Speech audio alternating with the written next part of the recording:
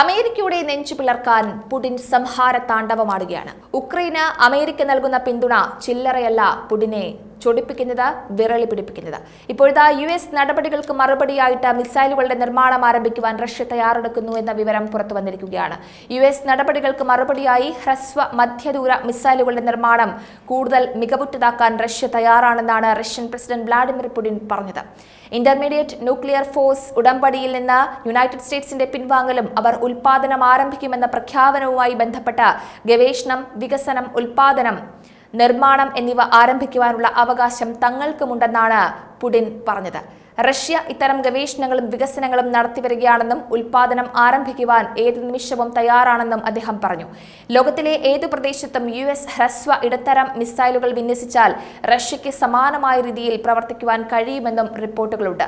USഉം Soviet യൂണിയനും 1987 INF ഉടമ്പടിയിൽ ഒപ്പുവച്ചിരുന്നു. ഇത് 500 മുതൽ 5500 കിലോമീറ്റർ ദൂരപരിധിയുള്ള ഭൂമിയിൽ നിന്ന് വിക്ഷേപിക്കുന്ന മിസൈലുകൾ കൈവശം വെക്കുന്നതും വികസിപ്പിക്കുന്നതും പരീക്ഷിക്കുന്നതും നിരോധിക്കുന്നതായിരുന്നു. എന്നാൽ 2019 INF ഉടമ്പടിയിൽ നിന്ന് പിന്മാറുന്നതായി US ഔദ്യോഗികമായി പ്രഖ്യാപിച്ചിരുന്നു. നമുക്കറിയാം, സോവിയറ്റ് യൂണിയനിൽ നിന്ന് ഉക്രൈൻ വേർപിരിഞ്ഞതു മുതൽ റഷ്യയും പടിഞ്ഞാറൻ രാജ്യങ്ങളും ഈ മേഖലയിലെ അധികാര സന്തുലിതാവസ്ഥയ്ക്ക് തങ്ങൾക്ക് അനുകൂലമായി നിലനിർത്തുന്നതിന് വലിയ സ്വാധീനം ചെലുത്താൻ മത്സരിച്ചിരുന്നു. റഷ്യ ഉക്രൈൻ യുദ്ധത്തിലേക്കുള്ള ഒരു വഴിത്തിരിവും ഇത്തരം കാര്യങ്ങളോടൊക്കെ കൂടിച്ചേർന്ന് കിടക്കുന്നുണ്ട്.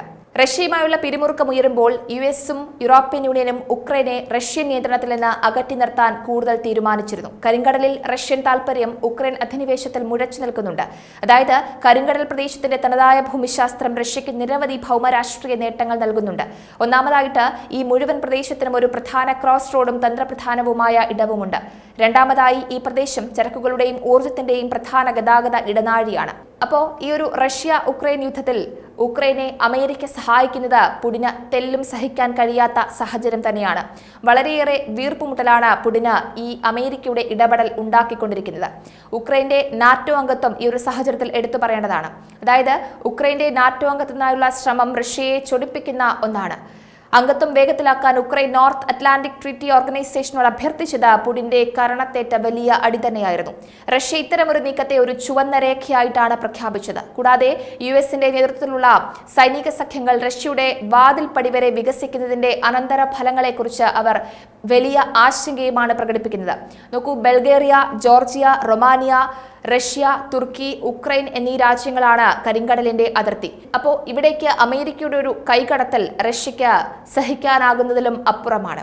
റഷ്യ ഉക്രൈൻ യുദ്ധത്തിൽ പുടിന്റെ നീക്കങ്ങളെ എതിർക്കുവാൻ, റഷ്യക്കെതിരായ നീക്കങ്ങൾക്ക് കൂടുതൽ ഊർജം പകരുവാൻ അമേരിക്ക ഉക്രൈനെ സഹായിക്കുന്നത് ചില്ലറയൊന്നുമല്ല.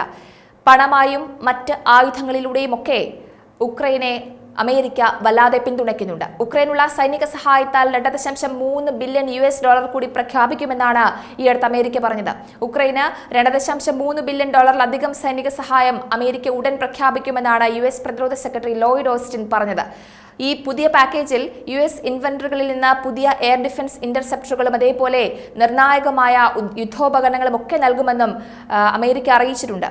പ്രസിഡൻഷ്യൽ ഡ്രോ ഡൗൺ അതോറിറ്റിക്ക് കീഴിലുള്ള പാക്കേജ് പുതിയ എയർ ഡിഫൻസ് ഇന്റർസെപ്റ്ററുകൾ, അതേപോലെ ടാങ്ക് വിരുദ്ധ ആയുധങ്ങൾ ഇങ്ങനെയൊക്കെ നൽകുവാൻ പര്യാപ്തമാണ്. യുക്രൈന് ഇത് നൽകുകയും ചെയ്യും.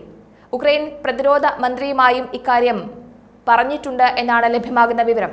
ഈ വർഷം ആദ്യം ഉക്രൈൻ ഏകദേശം $61 ബില്യൺ ഉക്രൈൻ സഹായത്തിന് അംഗീകാരം നൽകിയ നിയമനിർമ്മാണം കോൺഗ്രസ് പാസാക്കിയത് മുതൽ US ഉക്രൈനായി പതിവ് പാക്കേജുകൾ പ്രഖ്യാപിക്കുന്നതും ശ്രദ്ധേയമാണ്. അപ്പോൾ പുടിനെ തോൽപ്പിക്കുക എന്നത് അമേരിക്കയുടെ ഒരു ശക്തമായ ആവശ്യം തന്നെയാണ്. നേരത്തെ പുടിൻ പറഞ്ഞതും അതുതന്നെയാണ്. ഉക്രൈന്റെ മറവിൽ യുദ്ധം ചെയ്യുന്നത് അമേരിക്കയാണ് എന്ന തരത്തിൽ. അപ്പോൾ ഉക്രൈനിലൂടെ അമേരിക്ക ലക്ഷ്യവെക്കുന്ന പലവിധ കാര്യങ്ങളുണ്ട്. ഉക്രൈന് പിന്തുണ നൽകുന്നതിനും വ്യക്തമായ കണക്കുകൂട്ടലുകൾ അമേരിക്കയ്ക്കുണ്ട് എന്നത് സുവ്യക്തമാണ്. പുടിൻ പക്ഷേ അമേരിക്കയുടെ ഈ ഒരു നീക്കത്തെ ശക്തമായി തന്നെ പ്രതിരോധിക്കാനാണ് തയ്യാറെടുക്കുന്നത്. ആവനാഴിയിൽ ആയുധങ്ങൾ കൂട്ടിയും അതുപോലെ തന്നെ മറ്റ് കണക്കുകൂട്ടലുകൾ നടത്തിയും റഷ്യ അമേരിക്കയ്ക്കും ഉക്രൈനുമെതിരെ ശക്തമായ നീക്കങ്ങളാണ് നടത്തിക്കൊണ്ടിരിക്കുന്നത്. എന്ത് സംഭവിക്കും? അനന്തമായി ഈ യുദ്ധം നീളുന്ന സാഹചര്യത്തിൽ ആരാകും വിജയിക്കുക? അമേരിക്ക എന്താകും നേരിടാൻ പോവുക? ഉക്രൈന് എന്താണ് സംഭവിക്കാൻ പോകുന്നത്? റഷ്യ ഉക്രൈൻ യുദ്ധത്തിൽ എന്താണ് പരിസമാപ്തി എന്നത് നമുക്ക് കാത്തിരുന്ന് തന്നെ കാണാം.